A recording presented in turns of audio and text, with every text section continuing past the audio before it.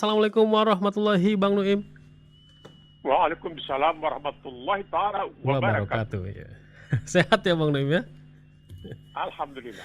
Pagi ini kita sudah membuka berita mengenai makin seram gitu ya ketika kondisi politik Indonesia jika pemilu 2024 ditiadakan.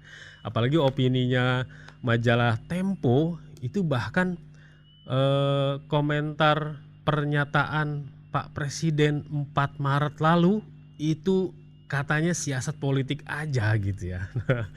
Bagaimana Bang Nuim melihat ini gonjang-ganjing Indonesia jika pemilu 2024 ditiadakan?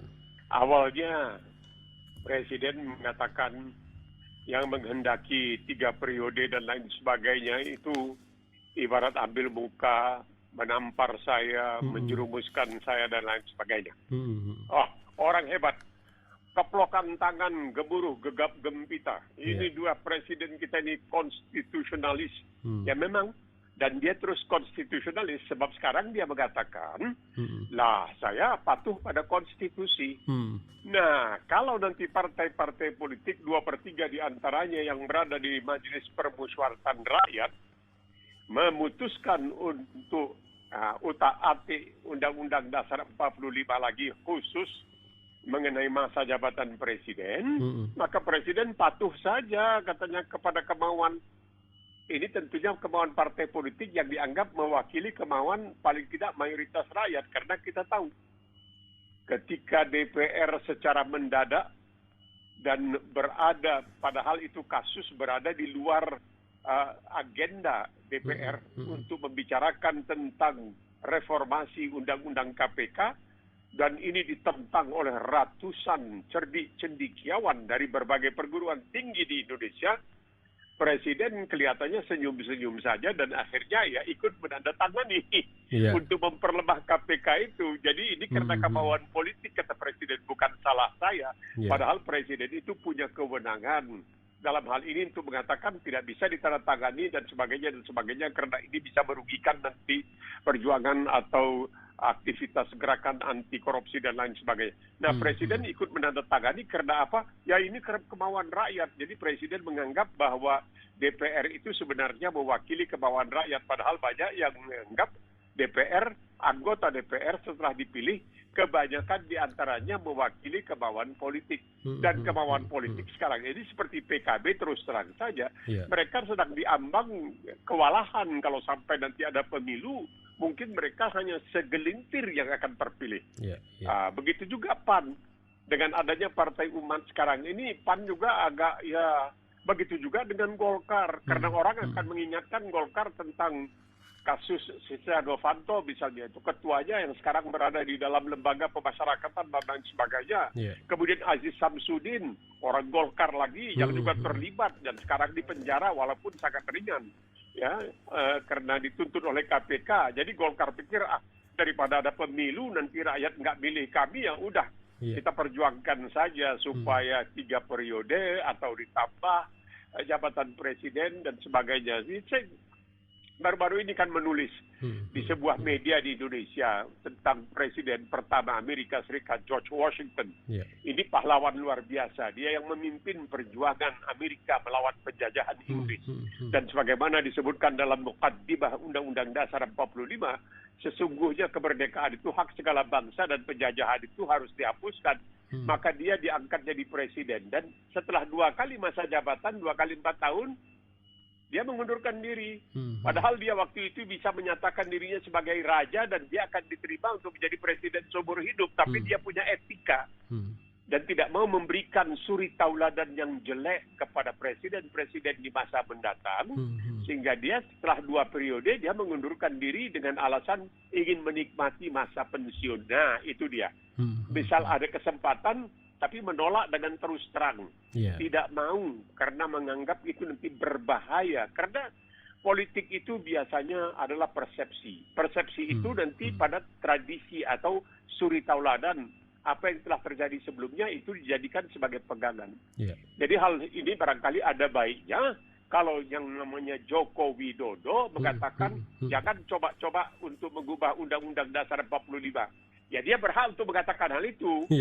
ya, karena itu akan merupakan penamparan pada diri saya, ambil muka dan sebagainya dan sebagainya. Itu baru jempolan. Tapi kalau sekarang dia beralih mengatakan, ya saya patuh pada konstitusi, konstitusi yang mana? Benar. Konstitusi Amerika itu juga sudah diamendir ya. Ada amendemennya berapa puluh kali sebenarnya. Berapa puluh kali sebenarnya. Memang diamendemen. Tapi ya Undang-Undang Dasar 45 itu dampaknya amandemen yang pertama saja mengenai persyaratan seorang presiden itu dikatakan sebenarnya banyak merugikan rakyat Indonesia secara keseluruhannya. Iya. Para pengamat melihat Bang Nuim dirigen gitu ya dari wacana penundaan pemilu ini kan ke sosok Luhut. Bagaimana sebenarnya koordinasi antara beberapa tokoh ini ya, disebutkan tadi juga Caimin, Airlangga Hartarto dan juga PAN Zulkifli Hasan. Ada obrolan-obrolan bahkan gitu yang sempat bocor di medsos, di Twitter khususnya. Bagaimana Bung Nuim melihat ini? Ya, ini yang dikatakan oleh Rizal Ramli dan dia nampaknya masih aman-aman saja ya. Barangkali mungkin karena dia pernah menjadi menteri bukan saja dalam kabinet almarhum Abdurrahman Wahid, tapi juga dalam kabinet Joko Widodo, walaupun tidak lama, dia menunjuk kepada orang yang selama ini dikatakan sebagai presiden yang sesungguhnya di Indonesia. Jadi kalau menurut Rizal Ramli, sebagaimana luas diberitakan oleh media di Indonesia, bahwa seorang Menko bernama Luhut Binsar Panjaitan memanggil Airlangga Hartarto, kemudian juga Caimin, dan kemudian juga Zulhas, untuk mengatakan ya sudah mulai sekarang ini sudah boleh dikumandangkan 3 periode atau perpanjangan atau penundaan pemilu.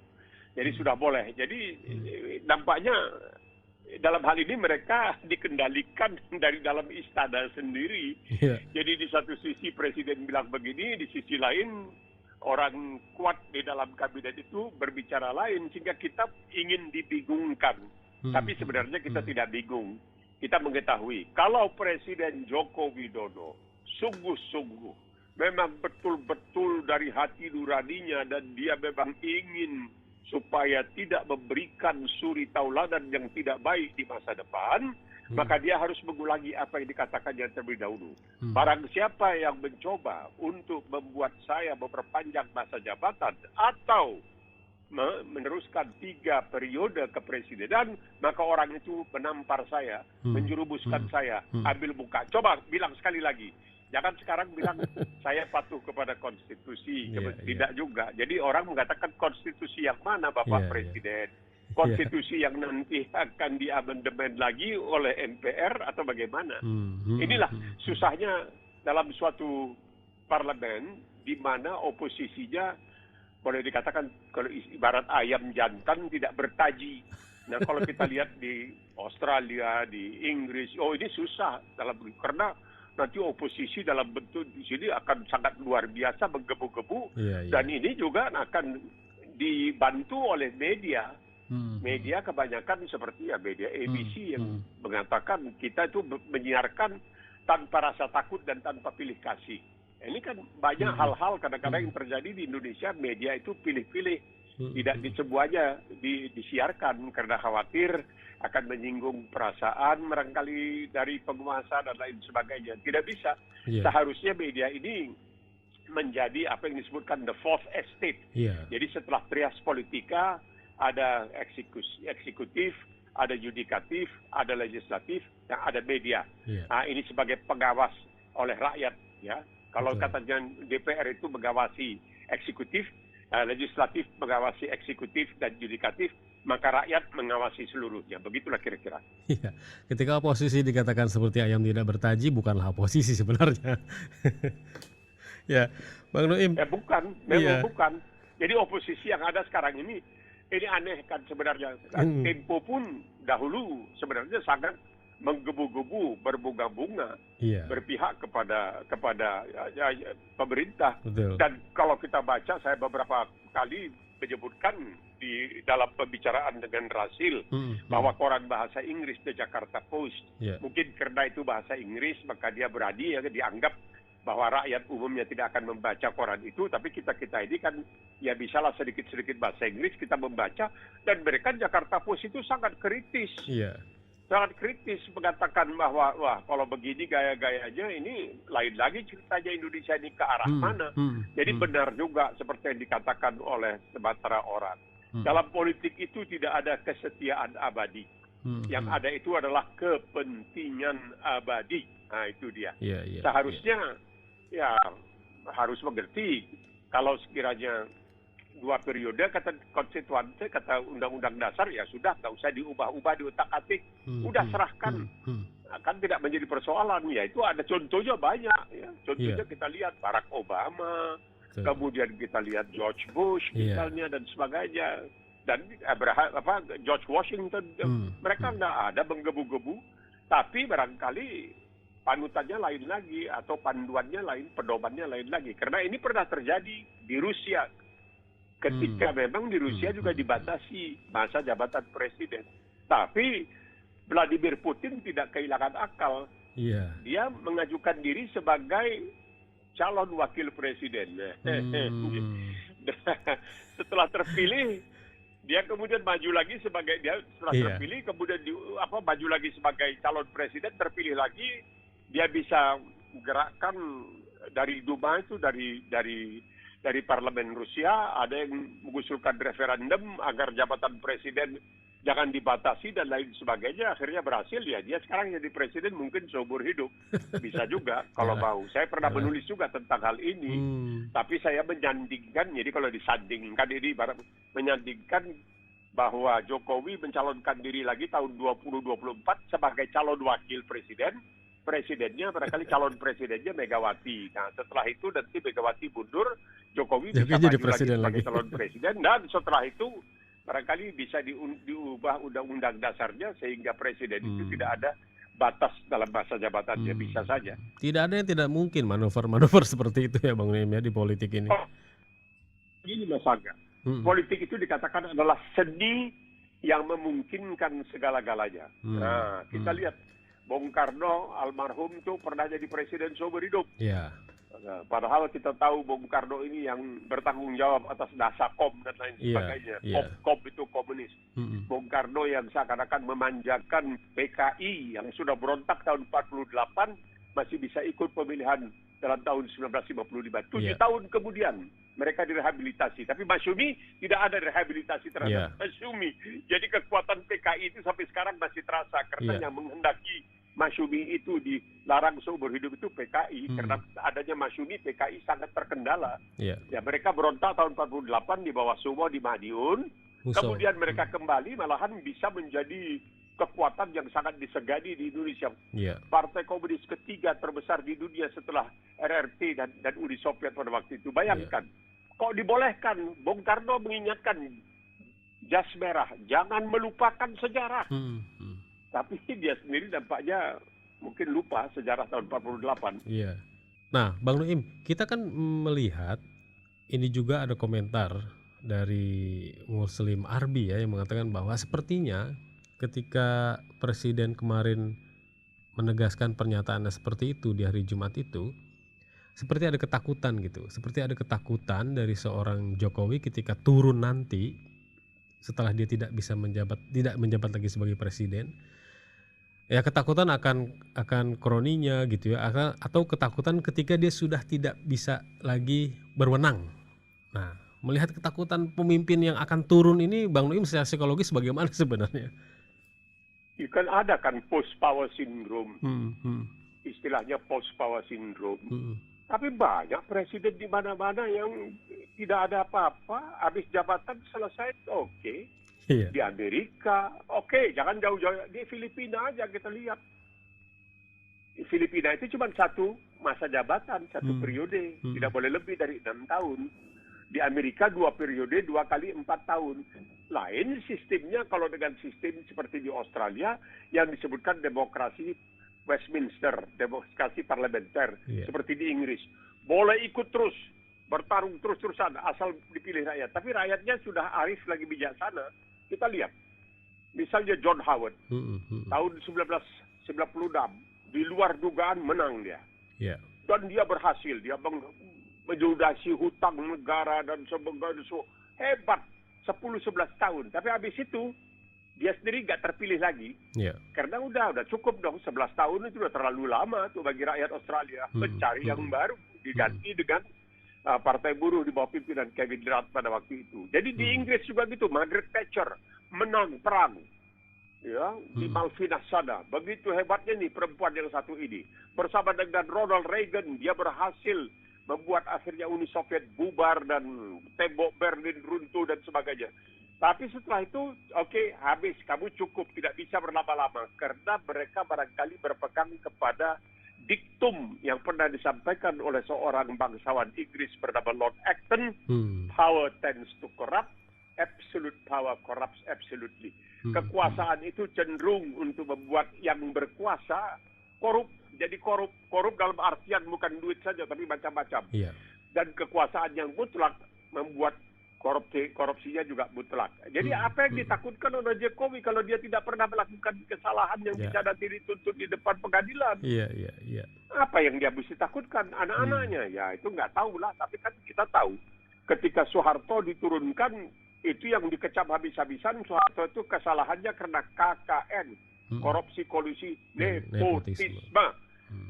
Padahal di zaman itu Soeharto hanya mengangkat Mbak Tutut barangkali sebentar lah diangkat jadi anggota kabinet. Yeah. Tidak ada anaknya yang jadi wali kota atau anaknya yang jadi gubernur atau menantunya yang jadi, nggak ada. Yeah. Nggak ada. Nah, tapi ya itu dia jadi KKN. Nah sekarang ini anaknya jadi wali kota, menantunya jadi wali kota. Apa yang dan ya anaknya 2 dilaporkan ke KPK ya. Kalau tidak ada salah, kenapa mesti takut? Iya, betul. Silakan saja, kan kekuasaan itu sementara. Betul. Dan sudah diatur oleh undang-undang 2 kali 5 tahun tidak bisa dipilih kembali. Ya udah patuh aja. Beri contoh. Betul. Seperti yang dilakukan oleh George Washington. George Washington itu hidup di zaman kuda gigit besi abad ke-18. Sudah bisa punya etika. Iya. Mengatakan tidak mau, nanti berikan contoh yang tidak baik. Lalu dia mengatakan mungkin tidak harus diteruskan momentum. Nah dulu zaman saya masih mahasiswa itu tahun 50-an. Itu kita selalu didengung. Siapa yang bisa menggantikan Soekarno? Nggak mungkin lah. Saya pikir waktu itu penduduk Indonesia aja 80 juta. Masa nggak ada yang bisa gantikan? Atau Soeharto. Saya wawancara dengan putranya yaitu Tommy Soeharto, Hutomo Bendala Putra di gedungnya. Di depan Gambir itu, saya wawancara. Dan dia bertanya kepada saya, apa ada di Indonesia yang bisa nggantiin Bapak? Ya tentunya ada dong, masa nggak ada? Masa orang Indonesia sebodoh itu sih? Iya. Jadi kalau sekarang ini seakan-akan tidak ada orang lain yang lebih mampu, itu kita juga akan bertanya-tanya. Apakah kita kemudian menganggap orang Indonesia yang begitu banyak, yang begitu punya budaya, punya tradisi, masa sebodoh itu sih nggak ada yang mampu. Betul. Ini kan tidak masuk di akal. Iya. Jadi sebenarnya ya sudahlah, hasrat itu memang ingin ya berkuasa terus seperti dikatakan oleh Henry Kissinger dan saya tulis juga baru-baru ini di media di Indonesia. Ditanya kenapa orang begitu tergila-gila dengan kekuasaan. Oh, kekuasaan itu seperti afrodisiak. Afrodisiak itu seperti Viagra lah, begitu kira-kira. Sekarang kabarnya kopi di Indonesia pun banyak yang pakai bahan-bahan Viagra itu. Karena semua orang ingin punya kekuasaan barangkali. Jadi itulah kekuasaan itu memang berbahaya sekali. Oleh sebab itu barangkali orang seperti Abu Bakar Siddiq radhiyallahu anhu itu begitu segan untuk diangkat menjadi khalifah ya. Begitu segan dia. Tapi apa boleh buat karena panggilan tugas ya. Dia menerima. Dengan persyaratan kalau dia benar dituruti, kalau dia salah maka harus ditegur, harus ya dibatasi. Nah kita juga jadinya harus hati-hati dengan demokrasi di negeri ini. Kalau Noam Chomsky itu kan mengingatkan production of lie itu dilakukan oleh penguasa, karena ada beberapa kalangan sekarang juga menyuarakan, oh emang apa salahnya ketika misalkan Pak Presiden Jokowi ini ingin lanjut berkuasa lagi. Kan survei membuktikan kepuasan aja di atas 60% terus. Nah ini kan ada yang menyuarakan seperti itu. Ini seperti ingin demokrasi ini mau kemana kan gitu Bang Noim. Iya. Tapi 60% menurut versi siapa? Iya. Karena ada yang mengatakan, nah itu katanya abal-abal gitu. Survei-survei itu abal-abal. Jadi kalau kita dengar Azumardi Azra, dan saya baca itu juga tajuk rencana atau editorial dalam koran bahasa Inggris. Jakarta Post itu beberapa minggu yang lalu mengatakan, wah ini bisa-bisa Indonesia jadi NKRI, bukan Negara Kesatuan Republik Indonesia, tapi Negara Kepolisian Republik Indonesia. Tapi begitu. Jakarta Post. Itu Jakarta Post itu dulu terbitannya gabungan Tempo, Kompas, itu gabung bikin dalam bahasa Inggris. Itu dia bikin tajuk rencana, bikin editorial. Ini kalau begini nih bisa-bisa katanya NKRI ini jadi Negara Kepolisian Republik Indonesia. Jadi kan itu bukan demokrasi namanya. Demokrasi itu yang berdaulat, itu paling berdaulat itu rakyat. Yang dalam hal ini diwakili oleh anggota-anggota DPR-nya, parlemennya. Kalau memang mereka mewakili rakyat yang pernah memilih mereka. Baik, Bang Nuim, kita ke isu lain ya. Ini kan, rame loh Bang Nuim ketika Fadlizon ini ya, itu bersih tegang dengan para sejarawan yang mendukung Kepres yang dikeluarkan oleh Presiden, Kepres 1 Maret, serangan umum 1 Maret. Bagi yang paham sekali dengan peristiwanya, bahkan berinteraksi dengan pernah menjadi pelakunya, melihat Kepres itu, loh kok begini gitu ya. Tapi ada juga sejarawan-sejarawan yang, ini begini gitu. Bagaimana nih? Kalau Bang Nuim melihat masalah keserangan umum 1 Maret gitu ya, dan kepentingan penguasa saat ini itu. Iya, itu dia. Jadi untuk betul-betulnya sebenarnya untuk betul-betul menghilangkan peranan Soeharto dalam hal ini. Tapi jangan lupa Bung Angga, ini yang anehnya tidak disebut-sebut ya. Yang disebut itu orang yang tidak ikut berperan dalam hal ini, yaitu Soekarno-Hatta. Nah itu. Padahal nggak ada, waktu itu Presiden Darurat Republik Indonesia itu adalah Syafruddin Prawiradegara, Allahyarham. Seharusnya dia dianggap sebagai presiden kedua, bukan Soeharto sebagai presiden kedua. Tapi itu cerita lain. Karena presiden pertama memang Soekarno, presiden kedua itu Syafruddin Prawiradegara. Mungkin karena orang Masyumi, jadi nggak ada yang mau mengakui sebagai presiden kedua. Ini sejarah kita ini masih agak kacau balau sedikit. Kalau menurut, ini aneh ya, Latif, Kolonel Latif mengatakan yang memimpin serangan 1 Maret bukan Soeharto tapi dia. Sudah lama dia mengatakan itu, ingin menghilangkan peranan Soeharto. Tapi ada foto-foto di zaman itu, ada surat perintah dan lain sebagainya yang menyebut waktu itu Letnan Kolonel Soeharto. Jadi kita begini, biar kita tidak suka, yang benar adalah benar, hak. Batil. Itu kita mesti. Yang benar, yang batil, yang salah. Mestinya bisa. Ini dihilangkan sama sekali.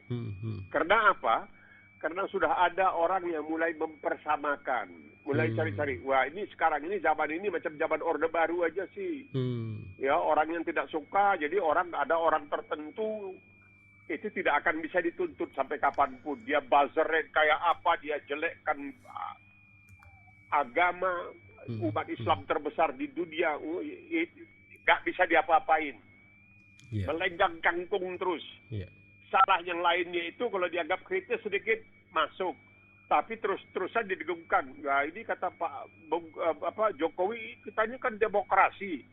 Nah kalau demokrasi itu hukumnya itu tutup mata, nggak melihat siapa kamu. Jadi yang salah, yang benar. Tapi ini tidak terjadi.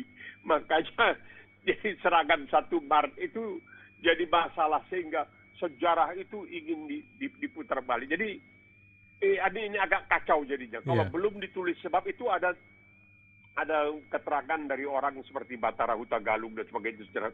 Dia yang kalau tidak salah juga mengatakan bahwa tanggal 28 Oktober 1928 itu tidak ada Sumpah Pemuda, nggak ada sumpah-sumpahan di situ. Sumpah Pemuda itu baru diresmikan tahun 1959 katanya. Jadi sejarah ini agak kalang kabut sedikit di sejarah kita. Nah sekarang ini menghilangkan peran Soeharto. Ya banyak tidak setuju. Kita tidak setuju dengan Soeharto, KKN-nya dan lain sebagainya. Kita memang tidak setuju. Tapi kenyataan harus kenyataan. Kenyataan itu harus kenyataan, jangan dihilangkan hanya demi kepentingan sesaat. Karena sejarah itu mesti dipertahankan kebenarannya. Kata Soekarno, dia sendiri lupa, dia sendiri ceroboh, yang melupakan sejarah, ya bukan Soekarno. George Santayana yang melupakan sejarah akan cenderung mengulangi kesalahan sejarah itu. Sekarang kita mengatakan Soeharto tidak terlibat. Wallahu a'lam. Jadi ini masalah. Jadi yang tidak dia menegakkan benang basah kata orang Melayu. Soekarno, Hatta disebut-sebut dan orang mengatakan dalam tulisan-tulisan Hatta tuh nggak ada dia menyebut-nyebut tentang serangan 1 Maret. Itu kan peristiwa penting. Kok dia nggak sebut-sebut mengenai hal itu? Betul. Kemudian ada keterangan dari dokter anak atau putra dari dokter Jenderal Sudirman. Ya, di situ ada seakan-akan meluruskan kembali sejarah yang sebenarnya. Jadi kita ini nampaknya tidak segan-segannya. Dan ini memalukan kalau ini memang benarnya dan itu salah yang ditetapkan itu. Ini memalukan.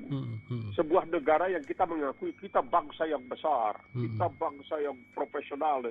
Kalau ini saja kita nggak bisa, padahal baru terjadi berapa tahun yang lalu, sedangkan naskah proklamasi ada, tapi ini kok naskahnya seakan-akan tidak dimunculkan. Saya melihat beberapa naskah surat-surat perintah ya, di situ disebutkan nama Letnan Kolonel Soeharto. Mau tidak mau ya saya tidak terlalu setuju dengan Soeharto. Apalagi waktu itu sikapnya yang sangat anti terhadap Muslim ya. Saya tidak setuju juga.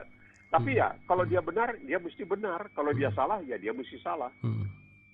Ya. Berarti mengenai sejarah ini Bang Nuim, saya ingat Bang Nuim sering mengatakan ini ketika sejarah ditulis oleh sang pemenang gitu ya, mengutip Winston Churchill kan mengatakan itu, sejarah ditulis oleh penguasa. Nanti beda lagi. Bagaimana nih Bang Nuim, sejarah ketika ditulis oleh pemenang, sejarah ditulis oleh penguasa saat ini ataupun yang akan datang? Tapi tidak juga. Banyak sejarawan-sejarawan yang jujur, yang punya integritas. Tapi dasar manusia kadang-kadang membuat kesilapan. Ini saya lagi baca suatu sejarah yang sangat luar biasa. Tapi belum selesai dibaca. Bahwa sebenarnya nama Rusia itu berasal dari orang Arab Muslim. Rus. Mereka beri nama Rus jadi Rusia. Ini coba. Oh gitu ya. Kalau orang di Indonesia dengar dua, di kadrun mana mungkin dia bisa kasih nama suatu bangsa yang begitu besar yang sekarang ini merupakan adik kuasa nantang NATO, nantang Amerika, kok namanya dikasih oleh kadrun orang. Nah ini tapi sejarah. Tapi belum selesai saya baca. Karena dulu katanya interaksi antara umat Islam dalam hal ini orang Arab ya di Asia Tengah dengan orang-orang Viking, orang-orang dari Skandinavia yang terkenal sangat beringas, sangat galak, sangat itu luar biasa hubungan mereka itu, dan orang Viking itu sangat suka. Mereka pernah lihat Baghdad, katanya mereka terkagum-kagum itu melihat capaian khilafah Islamiyah yang ada di Baghdad pada waktu dengan lembaga-lembaganya yang luar biasa dan sebagainya. Mereka juga sangat terpesona oleh uang dirham yang dipakai oleh kadrun lah, oleh orang-orang Arab pada waktu itu. Jadi apakah sejarah itu memang ada yang ditulis oleh pemenang? Tapi itu hanya ejekan sebenarnya. Itu hanya suatu ejekan. Jangan dipegang itu sebagai diktum yang benar. Tidak. Masih banyak sejarah-sejarah itu. Tapi karena apa? Karena kebanyakan sejarah-sejarah itu misalnya yang ditulis oleh sejarawan-sejarawan Inggris yang diakui kehebatannya, itu terlalu jujur. Jadi mereka itu berani mengkritik misalnya perang salib. Mereka kritik bala tentara perang salib pada waktu itu. Dari Eropa itu kekejaman mereka, kebuasan mereka, keberingasan mereka, kebiadaban mereka. Tidak mau ditutup-tutupi. Mereka jelaskan semua itu. Baca buku Nurholis Majid juga di situ ada. Tentang perang salib itu. Betul. Betapa ganasnya, buasnya, biadabnya bala tentara salib itu terhadap umat manusia. Anak-anak dibenturkan kepalanya ke tembok, mereka rebus. Muslim itu mereka makan anjing dan sebagainya. Nah, jadi kalau ini katakan itu hanya sebagai suatu sindiran saja. Masih banyak sejarah yang ditulis secara jujur.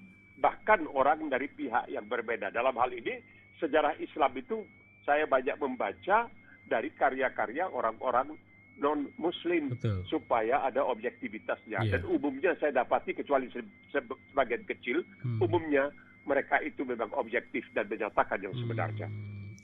Bang Noim sebagai penutup ini melihat kisruh perang konflik gitu ya Rusia Ukraina. Kira-kira masih lama apakah memang ini akan segera berakhir?